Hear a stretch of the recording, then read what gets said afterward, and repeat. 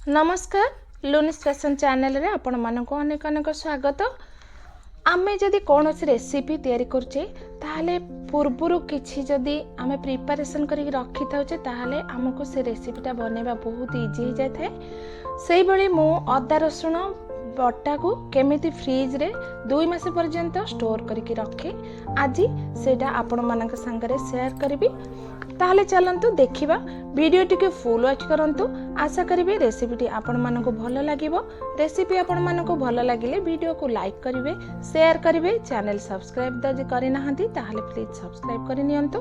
पाखरे थिबा bell icon को क्लिक करंतु जहा द्वारा मु जे वीडियो अपलोड करिवे तार नोटिफिकेशन आपण माने पाई परिवे। ताहले चलंतु स्टार्ट करिबा। अदा रसुण पेस्ट बनैबा पई आमको दरकार पड़िबा अदा आ रसुण। मु एठी नै जाइछि 200 ग्राम अदा और 200 ग्राम रसुण। अदा को मु प्रथमे भल भाबरे धोई देछि आ तार चोपा को छड़े नेछि आ ताको छोट छोट करके काटी देछि। रसुण को मध्य सेमती भल भाबरे धोई के ताको चोपा छड़े नेछि। एबे आमे कोन करबा नै अदा और रसुण को एकदम ड्राई करे नबा आ एथरे जेंति कि टिके हेले भी पानी रहिबनी। पानी रहिले आपणकर ए अदा रसुण बटा बहुत दिन रहिबनी, खराब हो जिवो। आमे एबे नै जिबा गोटे ग्राइंडिंग जार। मु सेही जार रे ए अदा रसुण को नै जाइछि।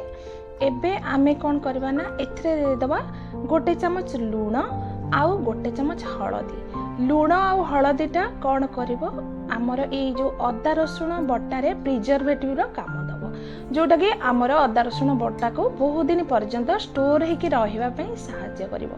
तेणु एबे मु नै जाइछि तेल, सोरिष तेल मु देइछि। आमे इतरे पानी दबानी, पानी देकी जदि बाटिबा ताहाले आमर ए अदा रसुण बटा बहुत दिन रहिबनी। तेणु आमे एठी तेल यूज करबा। आपण जेतेबेले ई तरकारी रे ई अदा रसुण बटाटा को यूज करिवे सेतेबेले लूण आ हळदी को टिके ध्यान रे रखी के यूज करिवे। एबे मु एठी अदा और रसुण को पूरा फाइन करके पेस्ट करी नै जाइछि। एबे मु कोन करबी ना गोटे पूरा परिष्कार एयर टाइट जार रे, ग्लास जार रे याको रखी देबी। आपण पूरा एयर टाइट जार टाको भल भाबरे धोई की पूरा सुखै के रखी थिबे आ सेइतरे अदा रसुण बटाटा को रखी की याको आपण फ्रिज रे स्टोर कर नेबे। आ आपणकर जेते बेले दरकार एथिरु गोटे चामच पकेबे आ आपणकर रेसिपी एकदम जल्दी बनि जिवो।